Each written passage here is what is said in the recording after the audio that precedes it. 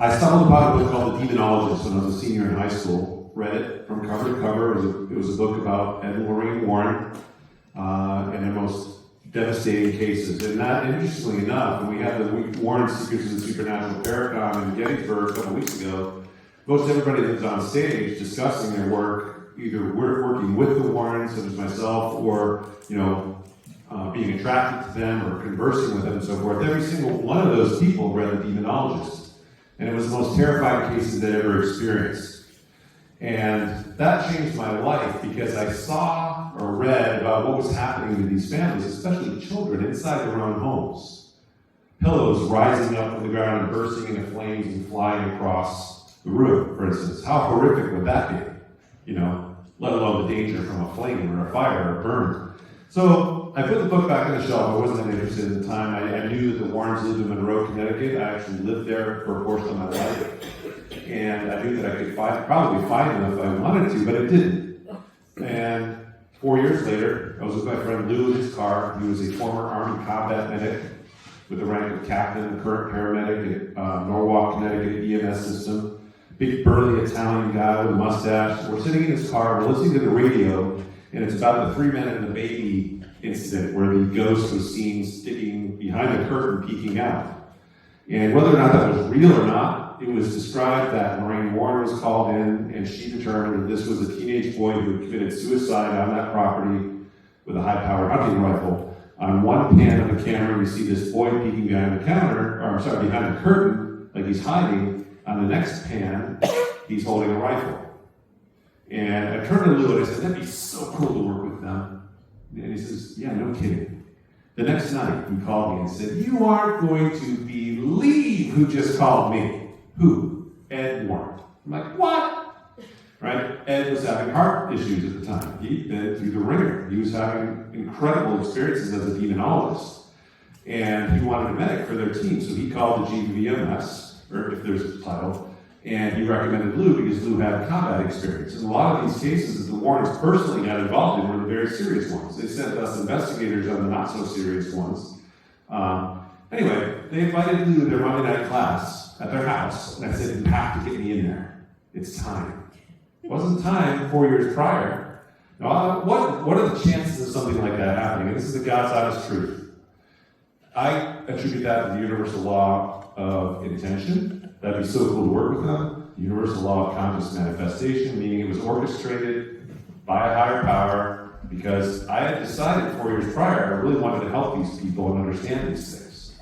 So he told Lorraine all about this synchronicity, and she said, okay, invite Jason next Monday. I got to go, walked in the door, and this is this incredible woman just gliding right toward me like she was ethereal. Hi, Jason, I'm Lorraine Warren, honey. How strong is your faith, honey? Was the first question she asked me. And I mentioned this earlier. I said, I have immense faith. I believe that I and the Father are one. Not that I'm Jesus Christ, but it means that we are all connected. We're never separate. God resides within me, within my heart. As a protective measure, I know that I'm empowered by the protection of God. And she nodded, why do you want to get involved in work of this nature? And I said, I read your book. I was terrified of the families, especially the children. I want to help. So it's a calling to them, she asked me. And I said, well, sure, I guess it is. And so she said, welcome aboard. The interesting thing is, they sent Lou and I on our first case representing Ed and Lorraine Warren in the New England Society for Psychic Research the very next evening.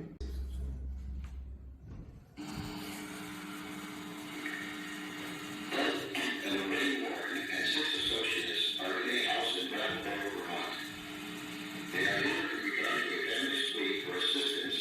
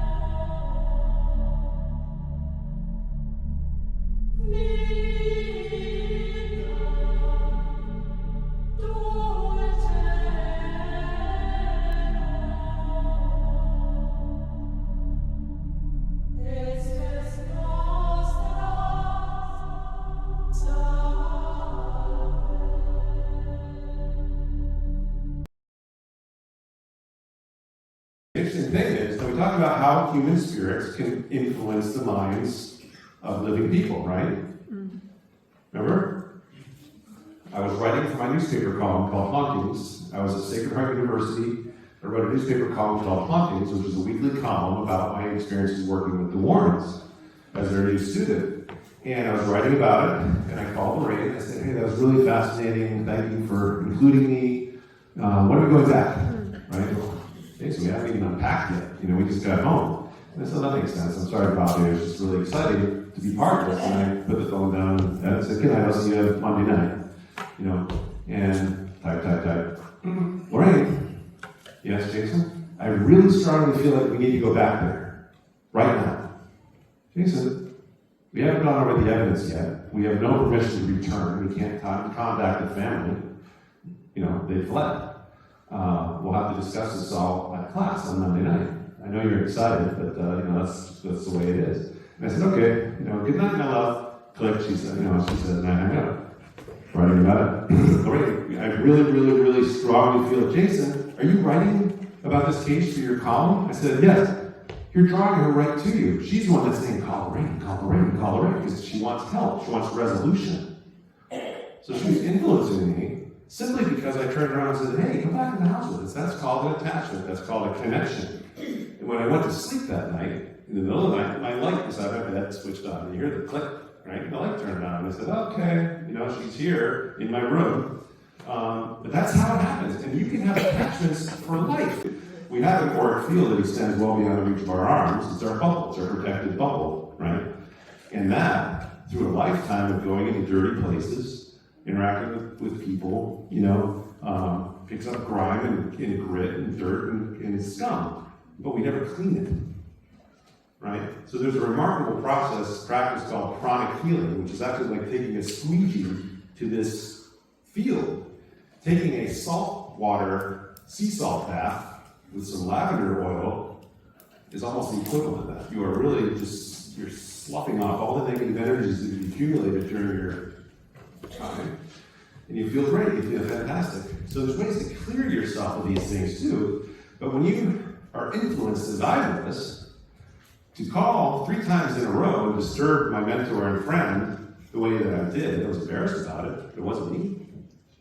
We talked about it earlier. Did you ever do anything that says, wow, that wasn't me, that was completely out of character? It is. Because there's another character that's actually influencing your behavior. And you think about the criminal activity that takes place in the world, where people can slip up and do something. That wasn't me. I would never do something like that. Oh my God, what did I just do? Then they're put away. Right? We talked earlier about psychosis. So Dr. Fiore determined that almost every schizophrenic in these asylums is affected or cohabitated by this deceased spirits of once living people, and that when they are removed, by having a compassionate conversation, saying, hey, look in the mirror. Do you see yourself in the mirror, or do you see Shelley in the mirror? I'm sorry, I'm using Shelley, this is the name that just came out of nowhere. Jennifer, right? Well, no, they'll have a conversation with no, I look much different than that, or, well, this isn't your body. You're sharing somebody else's body without their permission. Do you know how much damage you're causing? Oh, I would never do that to somebody. I wouldn't hurt anybody or harm anybody, but that's exactly what you're doing. So in Dr. Fiore's cases, the patient is often the possessing spirit because they're experiencing total anguish and misery and being lost in a world that's through them. They're supposed to cross over, So she would actually, at the expense of the actual possessed, to have it linger a little while longer so that they can actually have a compassionate dialogue and have this possessing spirit willingly leave the person that they're possessing. There could be up to 50 different spirits. We're talking about 50 demons in somebody. There could be 50 human spirits coming in and going. Right? Different personalities, split personalities, multiple personality disorders. She said all these people having hallucinations, absent any true psychosis, are really untrained mediums, getting glimpses of the lower astral plane. They're seeing these things, and they're hearing these things, and they're picking things up. Instead, they dull the body's nervous system with drugs and turn them into zombies. And that's preventing the possessing, the current occupant, or the possessing spirit from utilizing the body system in a normal way, right? You're literally like shutting everything down so the body cannot use. When somebody's knocked out from an uppercut, right, or they pass out because they drank too much and they collapse and they become unconscious, their consciousness is literally leaving or moving aside to the point where the body is completely non-functional. And that's very, very dangerous because then a possessing spirit just grabs you walking by and goes, ooh, I'm going to go move in there, right? And the number of different medical, mental, emotional conditions that can be caused by these possessive spirits are unlimited. Think about it.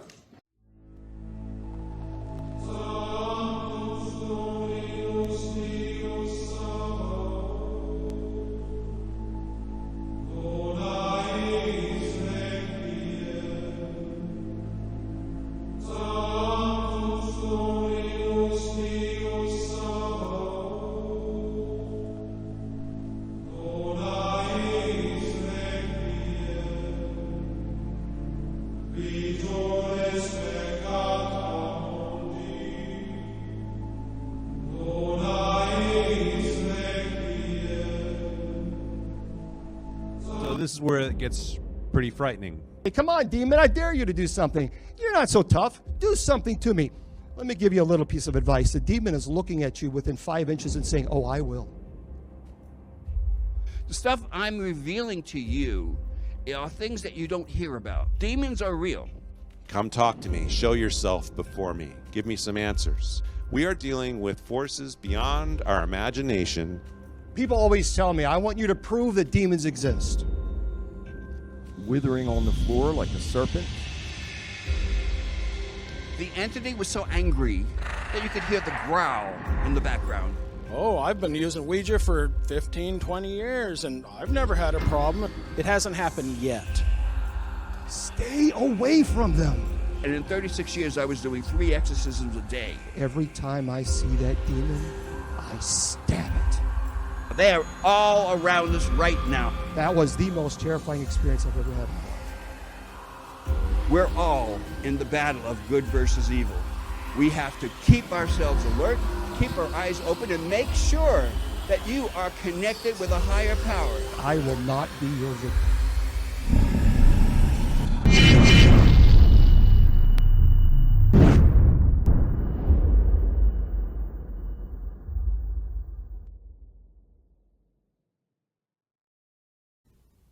I endured horrific things in my childhood.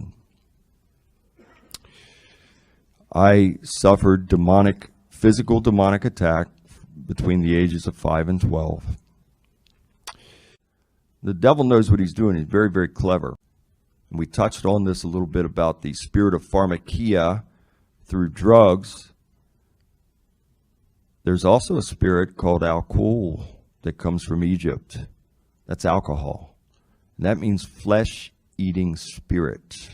It's a flesh-eating demon. And so when we're under the influence of alcohol and or a drug, our frequency and vibration is lowered. Therefore, we are wide open and susceptible for demonic attack. We all have free will. So we're free to make our choices. But when we make bad choices, the devil is right there to send demons in to amplify and magnify that. He can't force anything on us. He can't force those demons on us.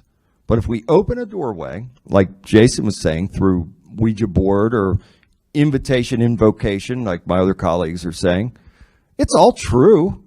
I've lived it. And he would get up in the middle of the night and stand right over her bed and just rock. I mean, it's very similar to that movie, I think, one of those paranormal movies. But he would get up and just rock. And he would say, his eyes went black. And the things that he did, the vocalizations. So I want to play that we did here, that this individual required the solemn rite.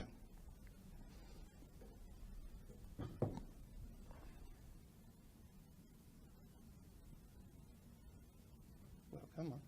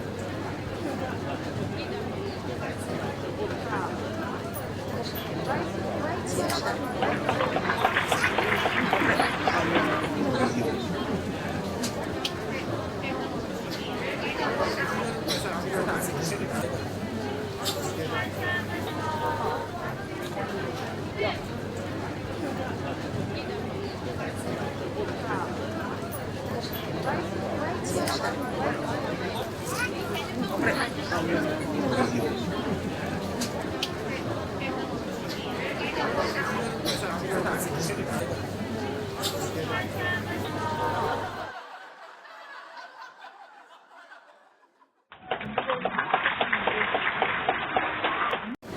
this is the dark scene of your family's nightmare, and it's the most terrifying case of my career.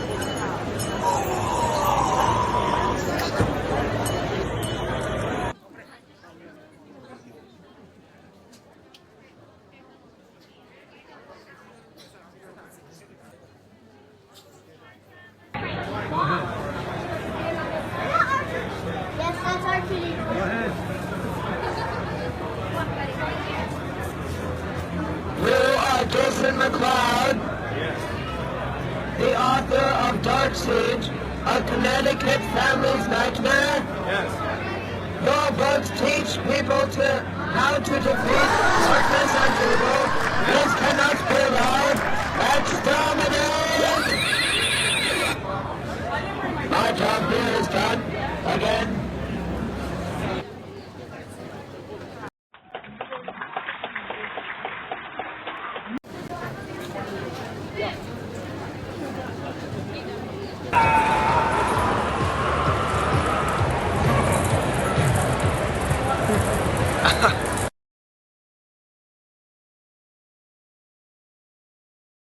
I encourage all of you, before you leave, people ask me all the time about the books. There's a lot of junk out there on demonology. People who go on YouTube, who watch a few videos on demons, and now they're going to write books about it, and yet they've never once experienced a demonic case. Do not buy those books. See, these folks here have what's called primary research. That's different than secondary research. Primary research is when you're actually working cases. You're there. Secondary research is you read the research from people who've done primary research. I encourage you, strongly encourage you, before you leave, if you want to learn about demonology, you should not leave this room until you buy those books.